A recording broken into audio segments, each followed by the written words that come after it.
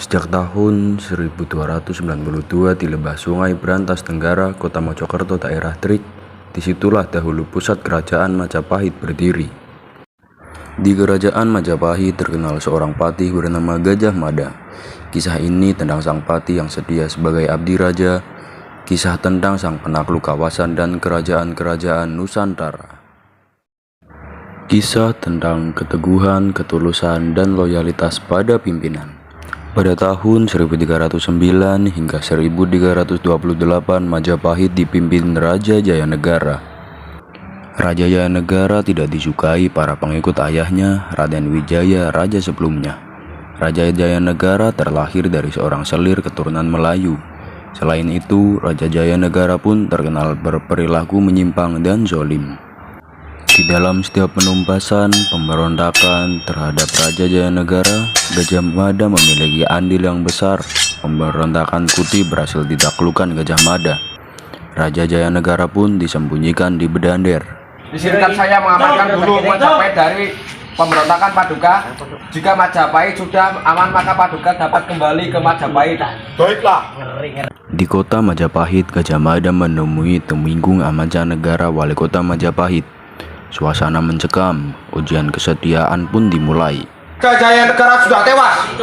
Diamlah. Bukankah kalian mengabdi kepada Kuti? Apa katamu? Dia bukan tuan kita. Baiklah, sebenarnya aku ingin menguji kesetiaan kalian kepada Prabu, karena sebenarnya Prabu masih hidup.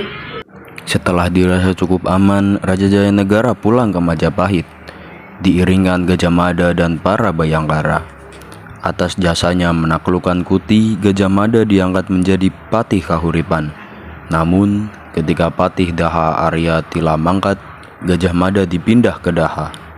9 tahun setelah pemberontakan Kuti, peristiwa Tanca menguji kesetiaan Gajah Mada pada Raja Jayanegara. Raja Jayanegara sangat takut tahtanya diambil alih, apalagi oleh saudarinya sendiri, Putri Tribuana Tunggadewi dan Dyahuyah Raja Dewi. Kedua putri tidak boleh menikah karena tahta bisa jatuh ke tangan suami mereka. Kabarnya raja pun berbuat tidak senonoh pada mereka. Puncak peristiwa Tanca adalah perilaku tak senonoh Raja Jayanegara kepada istri Ratanca, seorang tabib kerajaan. Tidak kau lihat sendiri perilaku raja kepada saudarinya dan istriku? Ini sudah kelewatan. Hingga suatu hari datanglah masa itu. Raja Jayanegara sakit bisul dan harus dibedah. Peristiwa ini mempertaruhkan kesetiaan Gajah Mada pada sang raja. Di satu sisi dia harus setia pada raja, di sisi lain dia tidak suka melihat kezaliman raja. Bagi Gajah Mada, tinggal menunggu masa, sebab kezaliman harus dihentikan tanpa harus menistakan kesetiaan. Ratanca pun seketika tewas di tangan Gajah Mada. Kematian Raja Jayanegara oleh Ratanca berarti pembebasan atas Putri Tribuana Tunggadewi dan Dyahuyah Raja Dewi.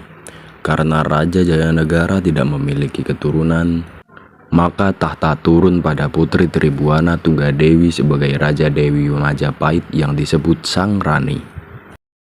Peristiwa Tanca mengukuhkan kesetiaan Gajah Mada. Selepas peristiwa Tanca, Aryatadha diangkat menjadi Patih Hamangkubuumi Majapahit. Akan tetapi, Aryatadha jatuh sakit sehingga ia tidak dapat menjalankan tugasnya. Pada Sang Rani, aku sudah tidak sanggup mengemban tugas sebagai patih. Aku hendak berhenti. Sungguh, sampaikan pada Sang Rani, orang yang lebih pantas mengemban tugas ini adalah Gajah Mada. Ampun Patih Aryatadha, sekarang saya menjadi patih sekarang sebelum Sedir berhasil ditemukan. Baiklah anakku, dalam segala kesulitan aku berjanji membantumu. Mungkin mayat Gajah Mada bisa dilangkai oleh si kembar. Kirimkan saja Amancanegara dan 5 bekel untuk menaklukkan si kembar. Di hutan, pertarungan antara 5 bekel dan si kembar pun tak terelakkan. Melihat kekuatan si kembar, para bekel pun mundur kembali kepada Patih Aryatadha. Selain itu, para utusan pun khawatir pada pertumpahan darah antara si kembar dan Gajah Mada.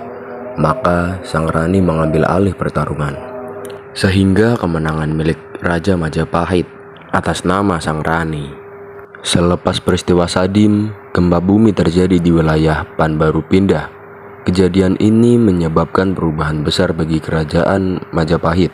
Kejadian ini pun menjadi saksi masa awal karir Gajah Mada sebagai Patih Hamangkubumi.